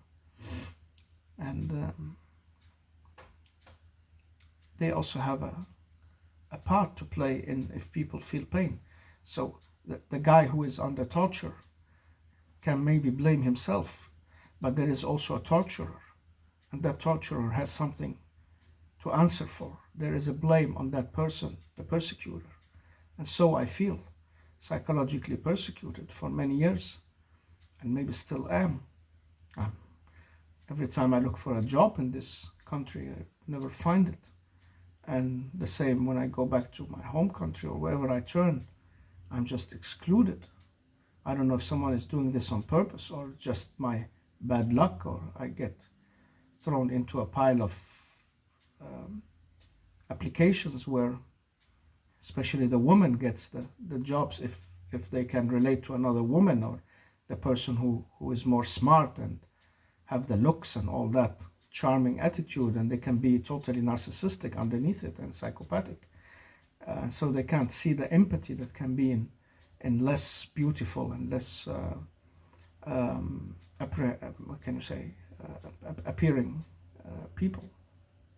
Maybe it's just that, it's coincidences. But in the end it feels like kind of exclusion and persecution that's following me and tiring me a lot. And I try to deal with it by changing lanes, by fighting it, by getting over it, by trying to move. But where to go? You need a lot of money to be anywhere today, and you can't find that very cheap place where where $100 or a euro, 100 euro can make you go the whole month. You can't find it anymore. And if you go to those places, can I fit in? Can I do things and adapt? So that's also a journey that's maybe awaiting me, that I have to make that shift away from the place that cannot get over me, keeps hating me, and I have to make a reconcile myself with both them and my family and my old nation and my new nation, my old religion, my new ways. It's so complicated. I can't bear it all and take it all on my shoulders, but I'm trying. That's why I made these books. I wanted to make reconciliation with my country and explain at the same time the reality that people had distorted and wanted to have distorted in their minds. And that same travel was also a reconciliation with myself, as I started talking on in the beginning, to find myself, find my wrongdoings, my distorted self, and how to put it right. And I don't know if I ever succeed. So at one time or another, it will maybe just be over, and I'm yearning for that moment in a way, because it's hard to be in existence this way. I've been really carrying a lot for a long time, and if I try to put it down, it's like everything, what can you say? It's like if you're carrying something up the mountain or home to a place in the fields. You have to go through, you have to reach there. You cannot just put it on the ground and stop there. And you cannot continue without it. You have to take it with you and unload it in the right place. This is how I feel it is. So I have to go on, I have to continue whatever happens. I take rest, I take breaks, I leave these issues. I do not think and dwell on them every day. That's why when I talk, I get very emotional, because I usually just put it aside and live what seemed to be a very normal life, like everybody else, enjoying the sun, the walk, the people, the noises, the streets, the movies, the food, the kids, everything I have around me. So I'm not just living in this all the time. And that's the problem with explaining to yourself, to the world, and to people. People just put you in a small circle or box, say, oh, that poor guy, is he thinking like that all the time? I've heard that before from people. Why do you think so much? Just leave it be. And say, oh, that's a good idea. I said, that's a very good idea. Let me try that. And I tried it, and it was good. Just being. But from time to time, I have to give time and place to the thinking. It's like the people who go to gym and focus on their muscles. You have to keep practicing, and when you keep practicing, your body yearns for that. You want more of it. It's also like sex. When you get a good sexual experience, you want more of it, and you stay in it, and you wanna keep feeling it. And that's why when people grow old, like I am, and lose their power, they want to stay with that feeling of having that experience. And so mostly it becomes a combination of a memory, but you have to keep training your brain muscles and relaxing them. And so with time, what have changed for me is the seriousity. I'm not so serious about everything anymore as before. I was so damn serious as a young man that I had to get it right, and I had to find the truth, and I had to understand life, and I had to make these breakthroughs in my personal life and change things, make the world better, make everything to the best, become the hero of my time, become the person I wanted to be, find the love and all that I wanted to find, and the riches of the earth. And I'm not taking all that so serious anymore. That's also a relief. So the baggage has also changed, and we change. We are not the same from year to year and decade to decade. We change so much that some psychologists say we do not stay the same. And that's a book I want to go through one day. It's called Anam Cara by John O'Donoghue, who died in his 50s, a very spiritual Irish man with Christian affiliations, but also universal appeal in his way of writing in this book. This is a book I should go through. It's a gift, a precious gift from Philo. That means a friend, and a true friend, I hope. And that's also an issue to dwell on, friendship. I read the story of Aristotle on friendship and the three types of friendships. Maybe I should also give a talk on that. Why not? Why not? Anything that can, like, yeah, give this happiness and relief and spreading. We are like the trees and the flowers and the wind that takes these seeds and spread them by might. When you cut anything in nature, it grows double as strong. The same with us. When we get suppressed and troubled, there is something in us that yearns to give on, to pass by, to overcome, to win over the limitations and the suppressions. And sometimes it happens, and sometimes, as they say, it needs the sweat and tears and soil and suffering, and sometimes the blood in order to happen. It's needed in the soil in order to grow, but it has to be true blood. And I'm not speaking about true blood of the kings or the chosen people. Speaking about true blood of honesty, clarity, truthfulness to yourself and life, sincerity, these kind of honest blood, not people who want to shed blood on the path of destroying and killing and exposing and giving their hatred away, pushing it on others, and become the suppressors of those who have suppressed them. This is not the way. And I'm so happy I understood that after many, many years, that I have been like that. I wanted always to suppress who suppressed me, and punish who punished me, and hate who hate me.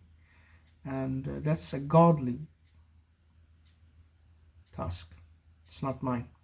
So when God talks about punishing the holy people because they went astray and never listened to the stories of Moses and the commandments, or maybe letting the Christians being persecuted and promising them a better life and the punishment of their enemies and the loss of their might, this is up to God. It's not up to us to do. God can allow itself, himself, herself to do that, but we can't. We are not meant to be punishers like the God, but we have to understand and be in relief that there is such a measurement. That's one of the most profound ideas I have found in my life, and happy to have understood. It's the idea of the afterlife and the true revelation of how things have been going. And even the animals who have been wrongdoing to each other will be asked and will be put into a kind of realization that they have been doing right or wrong. And the suppressors will be punished and get it all back, and the suppressed will have a kind of compensation. And even the non-personal religious, spiritual ways, like those in the East, they have a different kind of idea of people like getting things later they have been lacking today, because this is a profound and deep, troubling thing in life. We see how injustice and unfair it can be. And so some says, yeah, life is unfair, and that's what you can expect. And always look at the bright side of life. And that's all they can tell you. And you are suffering and they are not. And so that's easy. But what about the millions who are suffering? What about when he or she starts to suffer? Would they really like? Would they really like their situation then? What about their parents and grandparents who had maybe suffered something like these European nations? I'm sometimes looking into, and I see, okay, well, these guys have a beautiful house and they're living well and cars and everything, but are they happy? I'm not sure, but they seem to have everything. But maybe they are happy and they are content and all that. But what about their parents or grandparents? If you look back at history, it's only the few who had well-to-do situation. Many of them also suffered sickness, illness, poordom, troublesome times, wars, death, loss. So it has also changed. And I had ancestors who maybe had better lifestyle than I have and have been doing much, much better than I have ever been doing. And so it's like it changes in generations, and DNA, it goes up and down in a way also in society. Um, that's why you accept, but at the same time reject. Why is it like this? It's unfair. And that unfairness make you think of you need the compensation. You need someone to say to you, okay, you lost everything because of that tyrant, because of that cheater, because of that person who acted unjustly, who cheated your trust, who betrayed you, and all that. And you can go on and saying it's all right. And I have friends who says that. I like that. They feel so strong and confident. They say it's all right. I forgive them. I go on. Without wanting or claiming anything. They're not even seeking revenge, because seeking revenge is digging new graves. And it's hurting yourself more than hurting those who took from you. And there is a reason why they have been put in power and in charge of doing that. So it's a kind of destiny belief at the same time as they say we do not believe in destiny. And that's perplexing, but that's a discussion between me and my friends anyhow.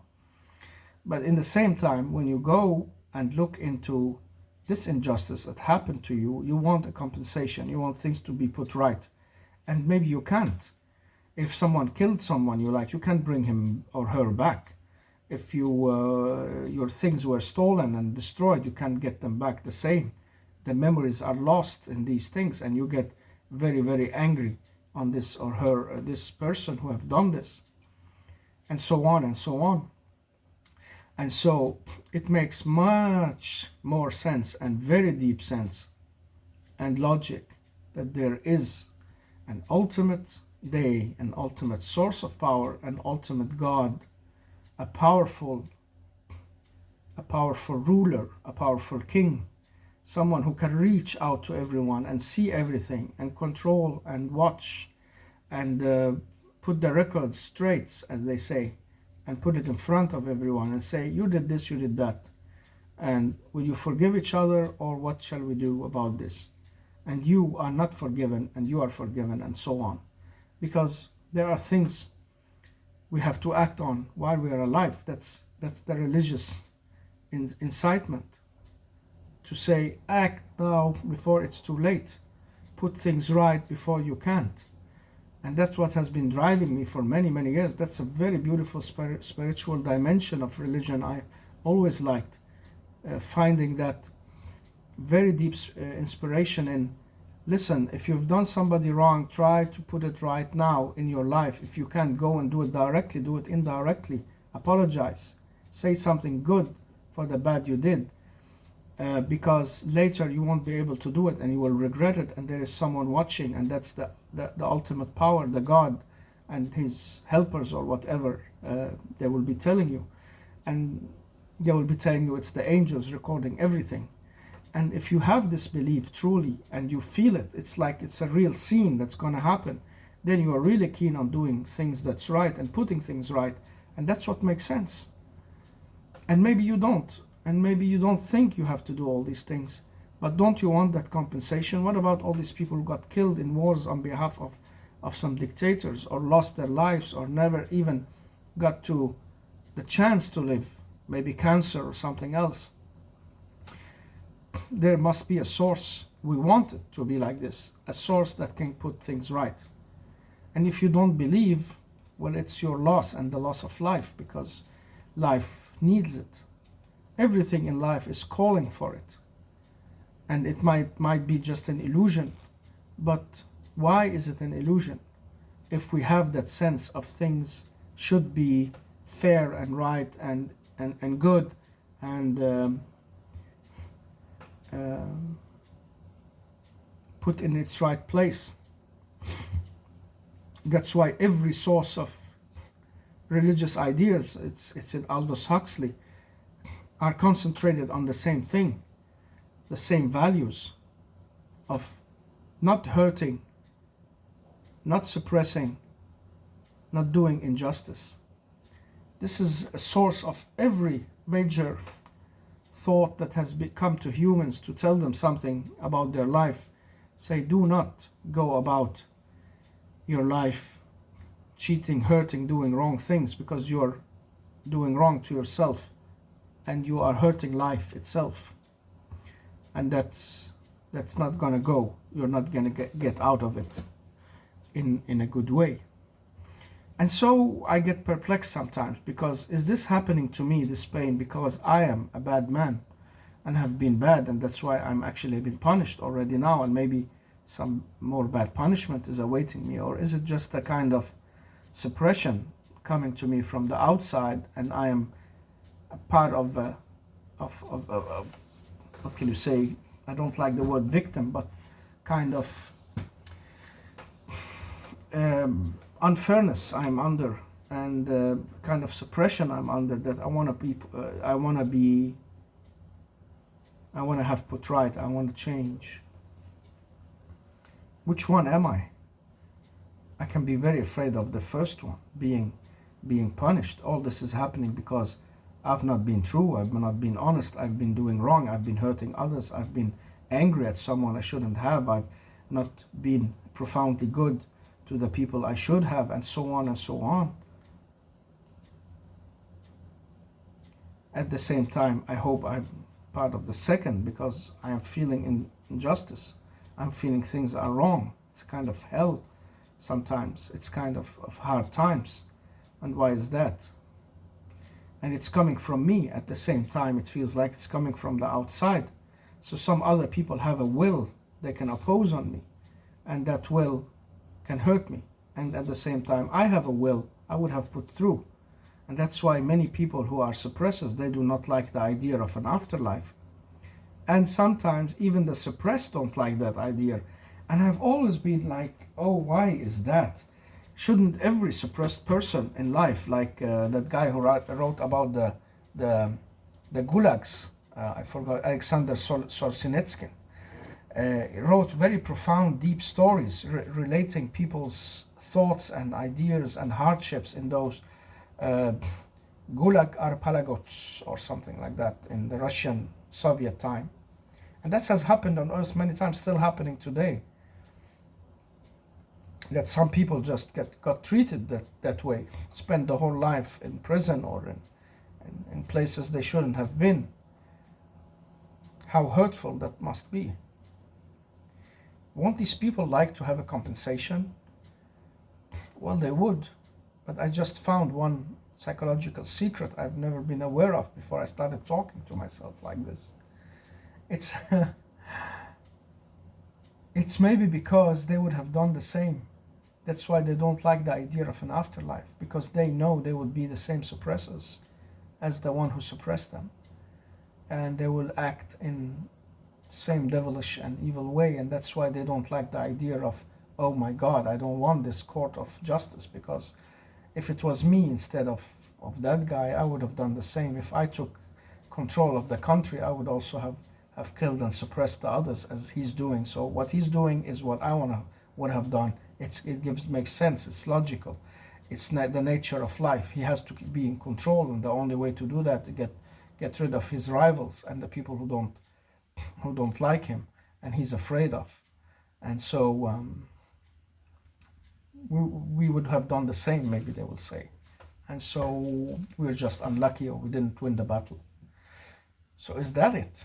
Is that why we don't like the idea of a court of justice by the supreme and eternal source of life, who can put everything straight, give you compensation, and let you get over it? I don't know. And some people, they do not feel like that, but they don't relate to the idea of needing compensation. They just accept that, okay, this is what I got. It's kind of destiny thinking. And I found it also in those so-called self-destined people who create their own destiny. When they act on things in life, it seems to me that they act out of a predestined way. They say, okay, this just happened. Let's move on and think forward and not dwell on it, not let it hurt us anymore. And there is an evil working in life. Maybe it's the evil in life, and we have to get past this and get beyond it. They do not dwell much on compensation or the God giving them. They just want one day where they get into peace and maybe go in one with that God, or become saved by the Savior and all that. But I don't know, in my opinion, I've always wanted that things be put right and compensation made. And forgiveness, of course, is a very important, beautiful thing. I learned from especially the story of the Merchant of Venice, and that very, very strong symbolism in it of wanting justice and wanting forgiveness, and how wanting justice without forgiveness can turn on you and you become the unjust whom others can claim justice over, whilst giving space to forgiveness and overcoming your lust for total justness can give you both the just and the forgiveness, the blessing of the justice and the forgiveness. Very, very beautiful things and thoughts and ways of life you can get through and live with. So that's me right now, and that's my thoughts. I'm not even halfway through everything I've been thinking on. So it's a kind of practical philosophy and psychology I'm living. I like that. I'm so tired of all these philosophers and psychologists speaking. I've read all these things, but I could maybe have studied it, but I'm happy I didn't. You get lost in a jungle of words, and don't use this word for that, and this is belonging to this school, not that school, and if you have to try and find out something, you have to do it in scientific ways, and if you don't do that, you cannot get the results, blah, blah, blah, and then you find out most of everything they're doing is assumptions. Even those psychologists I've been quoting, many of what they think about the psyche, what they call it, is assumption. Well, who told Freud that it's called the I and the super I and the ego and super ego and the, what can we call it, the drifts and the instincts, or what's called, it's also been used different names for it.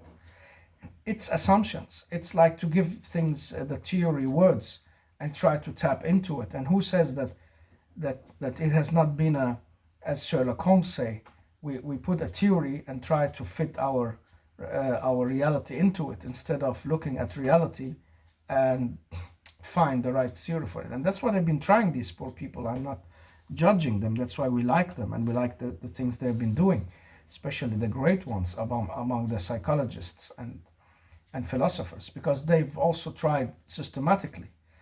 Like if you go to Descartes and Spinoza and Kant, they've been systematically trying to understand, Hegel and these persons, trying to systematically understand life logically, step by step, by the building bricks of mathematics and physics and all that.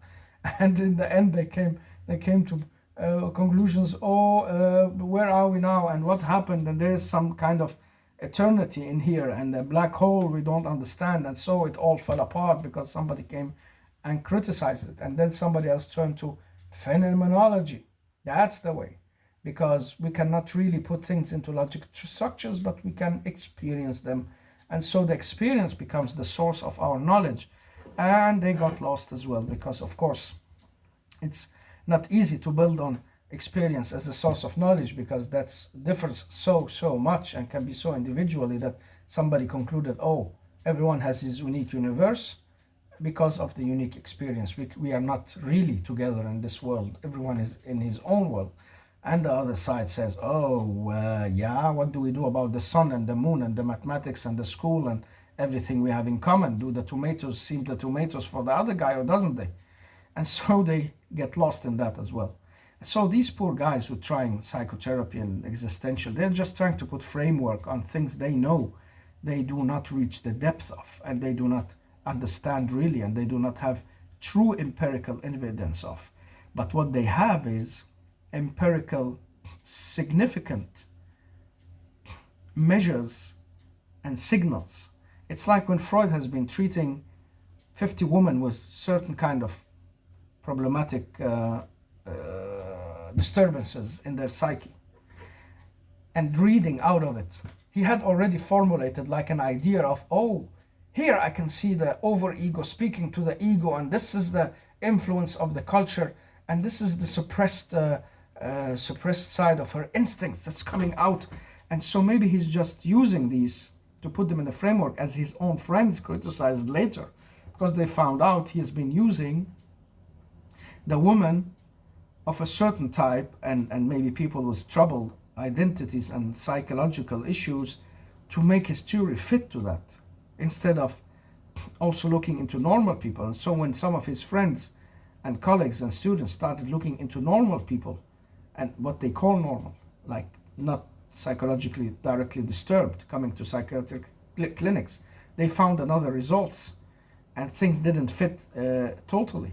And so you see, it's a science that's not really able to, it's not able to tell us everything. That's what I want to say, and every science is like that. And so both psychologists and philosophers are good ways of giving inspiration, but they're also not able to explain how things are. And so the idea of a total justice and a total clarification, I think it's beautiful and appealing.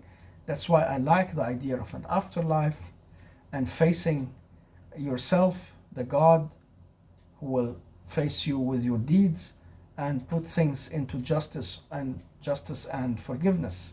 And the love will be, and the mercy will be the shelter for everyone who wants it.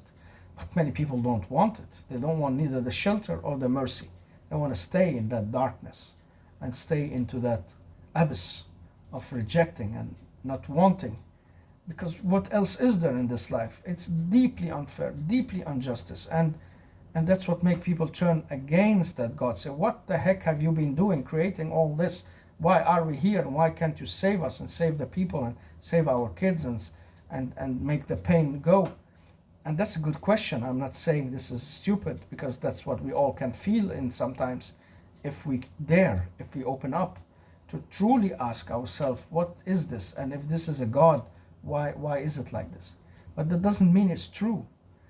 Just because we can think it doesn't mean makes it true. And just because we think it's in a certain way doesn't make it that way.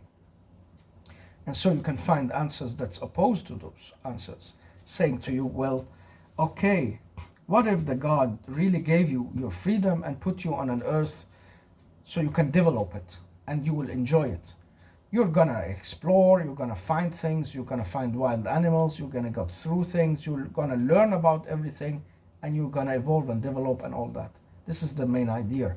And then it all failed and kicked because of this creature who couldn't like the humans and the position they got, according to that story, of Adam and the Satan and the devil and all that.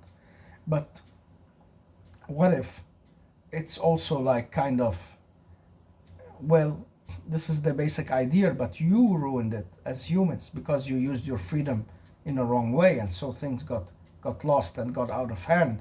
And so even nature turned against you people, because you are so unjust and so lost in your ways of suppressing each other and yourselves and not relating to your authentic being, and so on and so on. What if you spoiled it and there is a second coming, a second life, a second earth, a place to be later? Can you say that this idea is not just as plausible as the first one? That people are just saying, oh, why are you doing this, God? You can think it, but it doesn't make it true. And the second idea, you can think it, but it doesn't make it true. So you need an external source, and you don't have it, and that's why the quarrel keeps going. And then some says, we have found the external source. It's the religion, it's the text, it's the holy books. And they have been criticized a lot, and especially the Old Testament and then the New Testament. And some people are, for a lot of time, trying also to put the Quran under the same test and trouble.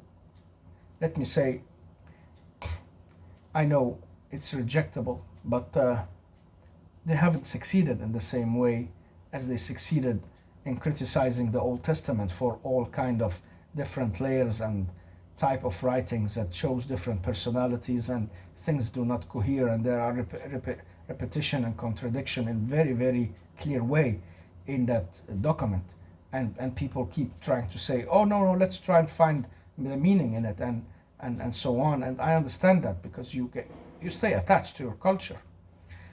And the same with the New Testament, that people say, okay, but there are this and this and this. So that's what's called the Bible critic. And that also shook the world of Christianity a lot. And people say, oh, we can't trust this document.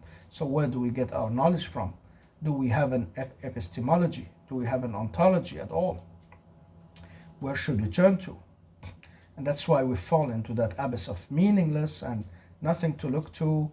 And that's why existential psychologists and philosophers like Camus, Sartre, and so on, they became so important, because I think, well, with the loss of religion and its impact, especially in the West, what is there to turn your attention to? And so they, or not, I'm just mentioning these two, but there are a lot others who did the same. You have Kafka, and you have Tolstoy, and you have Dostoevsky, of course, and you have Henry Thoreau, and you have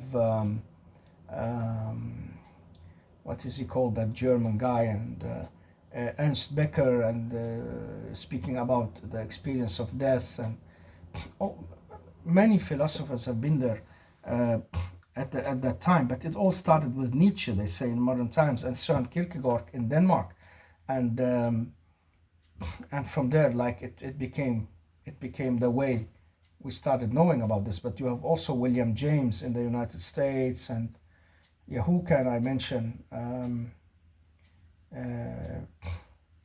from this? This is not a quest of mentioning all the names. I'm also forgetting a lot. But there was one I wanted to mention that I can't remember anymore right now. It's kind of a French name. Who also were occupied by this idea of being as a phenomena. Your being is a kind of a phenomena you have to relate to, the unreal, real, and all that. I can't remember now his name. It will come later. And so that's why they became important, because they want to give people like a discourse. Where are we going? What can we attach to? What can we know for certainty? And they started with, well, we know we are alive and we know we're gonna die. Okay, good. Let's start with these two and establish something new. And this is the idea of the Superman, Übermensch, overhuman, who wants to take over from God and put up the rules for life on its own. And it came falling down on our heads in several world wars and lost humanity, and still is, because we do not want the other source. We don't trust in it. And so what's with the Quran? That's the same. Many people say, oh, there are contradictions and it's not truly the word of God. And the Muslim culture will defend it to death. The same will the Christian Orthodox and conservative people. They will defend the letter of the Bible to the death, and so will the Jews. And together they form this what can you say, monotheistic clan, or monotheistic argument, ideology, what can you call it, a fundament for defending that God have given us a guidance and a word into life. So this is the battle that's going on that very, very, very high plan that we do not see in everyday life. It's like crushing everything's coming from outside. Let's put the rules ourselves. And that's why I think humanism have went wrong and gone out of its ways. It should just have stayed explaining how things works and observing and giving keywords and not taking part. And that's why hijacking humanism into atheism is a wrong thing to do. And I want to talk about this more. I want to talk about religious humanism as well, because I believe that's how it started in the Middle Ages and the time of the Renaissance, a kind of religious humanism with Thomas More and Erasmus of Rotterdam, Jan Hus, who else? The, the scholars Copernicus and later and Galileo and these people we know some of the names of, and Bruno, Verdini Bruno, and different others of these humanists from that time who wanted to relate the human nature to the religious ways and the religious practices to human nature, and they want to find a balance in between that. And that's something been going on also among the mystics for many centuries, but without being a kind of theory or a way of life that has been expressed so much in depth in the same way. And so that gets lost, and we are in a space where religion is being put out of order and as old and unuseful. And then we have our own ways. We have to do it ourselves and build everything, our values, our understanding, our common traits, all from scratch, from that idea of we are the humans, we are the creators, and everything is inside you and we create it in the outside. Otherwise, it's an illusion. Well, good luck. Let's see where that brings us. It's bringing us to the brink of the destruction we're going towards, because this is the only thing that can put things back on the right track of listening to the outside source and understanding that there will be always something outside us, like there is something inside us, and that there is a voice calling on us to find that, to be creative and to create. I don't think God is against our creation and creativity. I think that's what God will enjoy, putting this creature into life, seeing how it acts and how it uses freedom. But at the same time, when we use it for all the bad things, fighting and quarreling and cheating and gaining power and wanting to become gods, well, the God will get angry in the end and he crushes us every time. He's crushed us every time, and he will keep doing so. He or she or it, I don't know, the God will keep doing this every time, because we are not gods, but we are the product, the companion of a God, the love of the God. And we will go wrong by doing injustice to ourselves and life and throw ourselves in that abyss generation after generation, just because we don't want to adhere to any kind of light from the outside and listen to it. Well, we go wrong, and then we fall so deep that everything comes crushing down or melt down around us, and then a new light appears again. And from that light, of course, darkness will follow because of the shadow. The shadow is always part of the light, except God's own light that has no shadows. But every light on earth must have a shadow. We don't know if God has a light without shadow, but that's the assumption we can make, that the only way for God to be eternal and free of is not to have a shadow. But maybe even God's light have got this shadow of the devil, as Cam Blexen and her father used to say. She found some mantelpiece where there is a Latin word of I used always to use in my emails about the light and the shadow. It goes like this: there is no light without shadow. There is no shadow without light. So it's the light that brings the shadow in the first place. Isn't that amazing? And so there we are, stuck in this dualism and stuck in paradoxes and stuck in our own minds and phenomenology and feelings and internal world. And that's why I'm speaking to myself, because I'm speaking in my own universe and world. And you won't understand whatever you try in the same way I am understanding this. You can maybe relate to some of it, interpret it in your own way and your own schemes of understanding and your own experiences. You put what I'm saying according to how much you get out of my words and how much you feel you can relate to them, but you put them in your own explanations, and you relate them to what you know, what you have read, your world. And that's why existential psychology is important because it gives us the framework of the same words we can use differently. When I say freedom and he say death, meaninglessness, loneliness, self-fulfillment, peak experience, um, angst and fear, happiness, feeling of being unreal, authentic self, unauthenticity, um, giving yourself over in submission, giving over your freedom for not taking all these things they say and wanna tell us about the uncertainty of life and choices. We understand the words, but we put them in different contexts and we use them differently and according to our experiences. That's why it's very good to have existential psychology, because it breaks everything down. But also for these religious people who are so drowned in what they think is worshiping God and praying and giving God's word its meaning in life, they can go back and see, well, it all really comes back to these things. I'm alone in the universe. I have a choice, and death is waiting me, and it seems meaningless. So what do I do in between? Isn't that beautiful? So when they relate to that, they come to the possibility that it can be in a different way than they see it. That's why we differ so much. Maybe that's the meaning, and that's okay. But then we became intolerant of each other and the difference.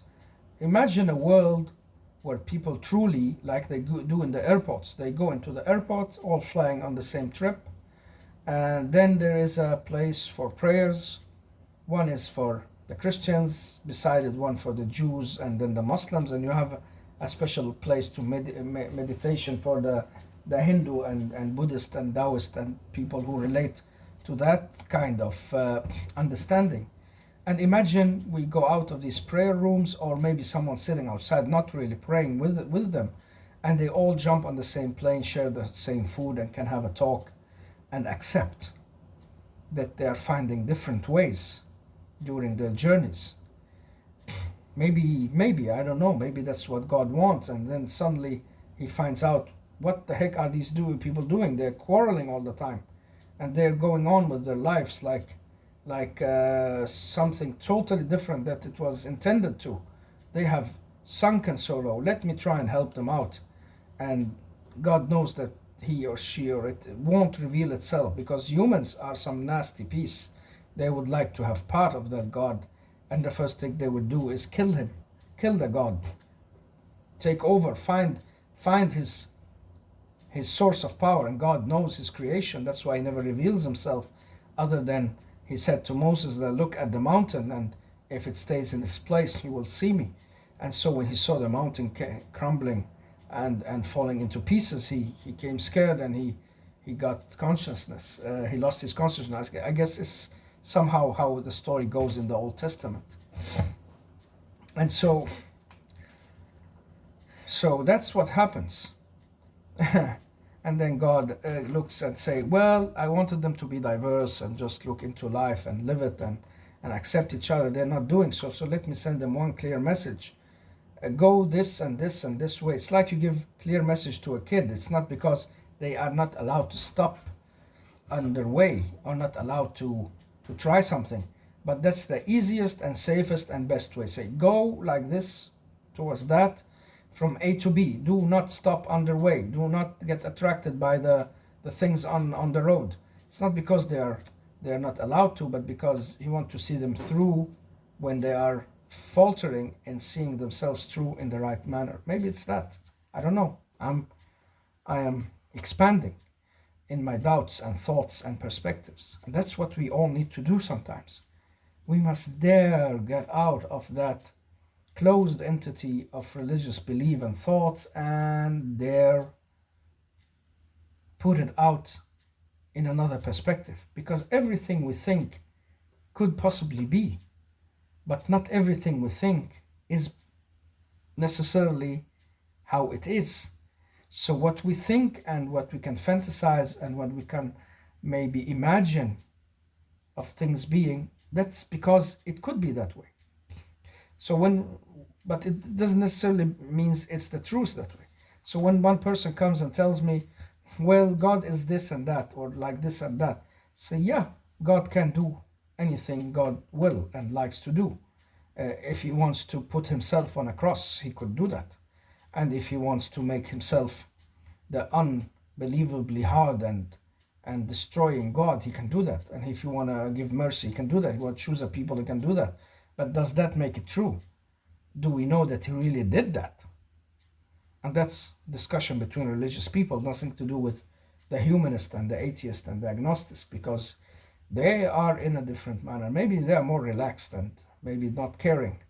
But that's not my experience, unfortunately. I thought so in the beginning. At some time I wanted to break free of all this religion and religious ideas, and I thought, well, maybe these other people are living more relaxed, but they are only relaxed because they are drunk, and they are drunk all the time. And if they are not drunk, they are taking something else to make themselves drunk. They are not relaxed as they seem, unfortunately. And they are really not so tolerant as they look like, many of them. They want to show you that, oh, we are the most tolerant because we do not have a God and we do not have intolerance. But when you get through and you see they are so intolerant on some ideas and ways that exceeds those religious people in intolerance, so things does not make sense as we sometimes think they do. And that's why I'm lost and got lost and still haven't found totally the answers of everything, and maybe won't. But I learned to observe more than to judge. I am a judger. I'm someone, because I'm a teacher as well, I like to judge. I have a judgmental personality and mentality, and maybe I'm doing so through my talks. But I'm also, through the way, trying to observe and say, okay, how will an atheist see it? And I had talks with these people and heard how they argument. What about a Christian? How would he see it? What about what I know from the Muslims? How would they think? And what about our friends, the Jews? What's their idea on this?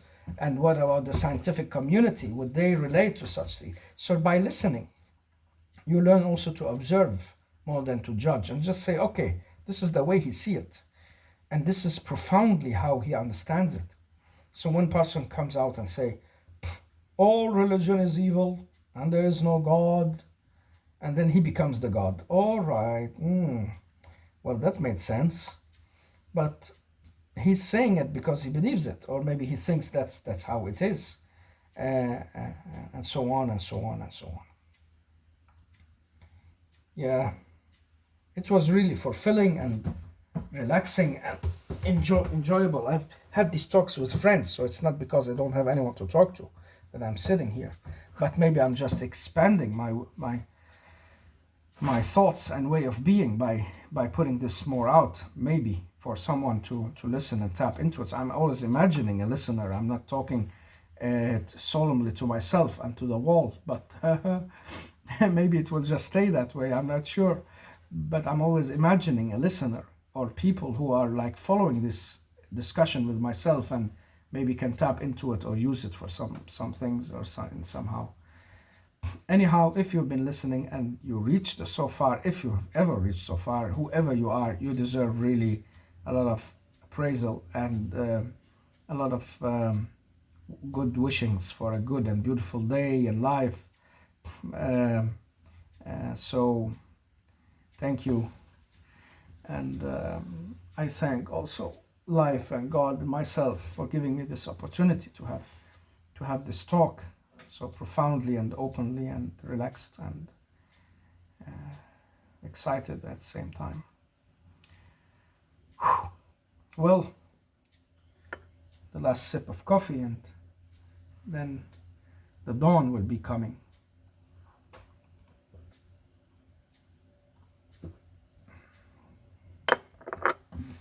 Bye bye.